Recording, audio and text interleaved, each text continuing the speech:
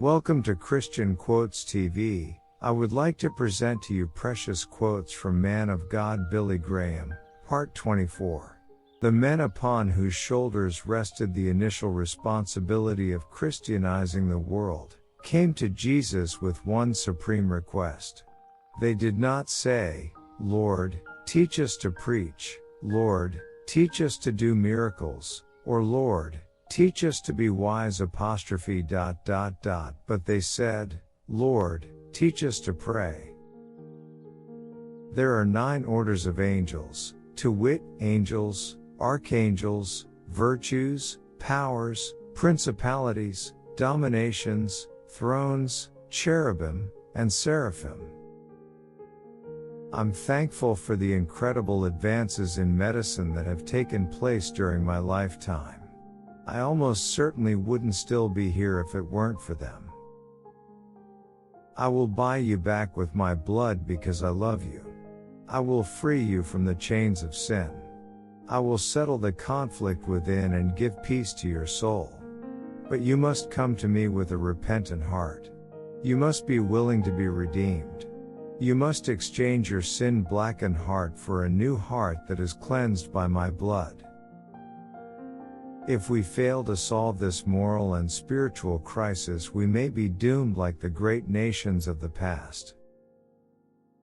The Bible teaches that history began in the Middle East, and someday history will end in the Middle East. Men have discovered other philosophical and ethical systems, but they have not found another Jesus Christ. No one in history can match him. Faith that saves has one distinguishing quality. Saving faith is a faith that produces obedience. It is a faith that brings about a way of life. I don't think the government should be in the trailer park business. I don't think they know how to run a trailer park. I don't go out and preach because of my desire as much as I go out to fulfill the command of Christ. He said, "Go to all of his disciples," and we're to go and witness to Christ by the way we live and by our verbal witness about the death, burial, and resurrection of Christ and about the need to repent and believe. I've never had any doubts about my call.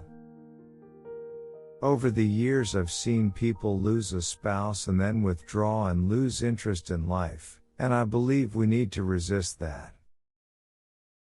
Any preacher who preaches beyond that which he has experienced is incapable of preaching with conviction. The happiness for which our souls ache is one undisturbed by success or failure, one which will root deeply inside us and give inward relaxation, peace, and contentment, no matter what the surface problems may be. That kind of happiness stands in need on no outward stimulus. The unblemished ideal exists only in happily ever after fairy tales. Ruth likes to say, if 2 people agree on everything, one of them is unnecessary. The sooner we accept that as a fact of life, the better we will be able to adjust to each other and enjoy togetherness. Happily incompatible is a good adjustment. Some people accuse us of too much emotionalism. I say we have too little. That is why we are losing church people to other interests. We need not only to capture their minds, we've got to touch their hearts. We've got to make people feel their faith. Not to decide is to decide not to. Nowhere in the Bible does it promise tomorrow. Anyone who makes a decision at our meetings is seen later and referred to a local clergyman, Protestant, Catholic, or Jewish. Sincerity is the biggest part of selling anything, including the Christian plan of salvation.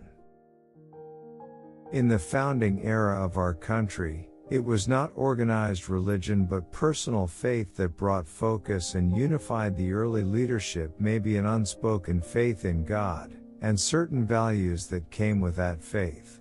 So in that sense, we cannot discount, in my judgment, religious faith in politics.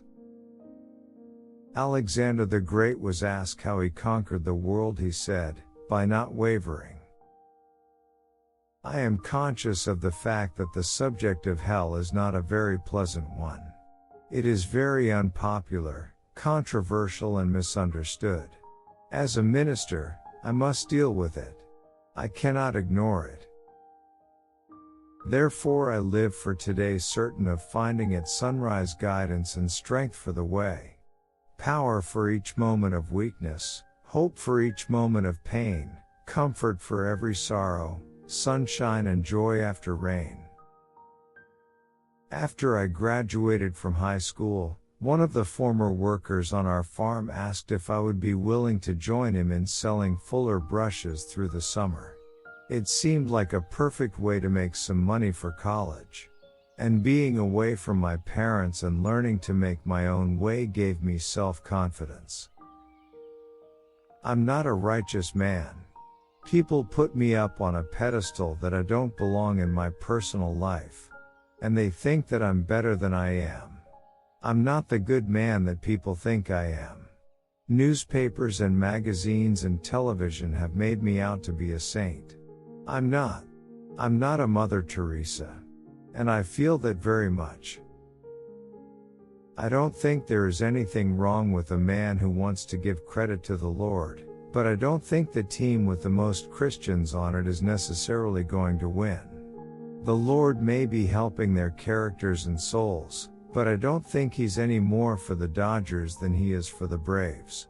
More than being concerned with who's going to win the Super Bowl, I feel the Lord is probably more concerned that they might find a day other than Sunday to play it on.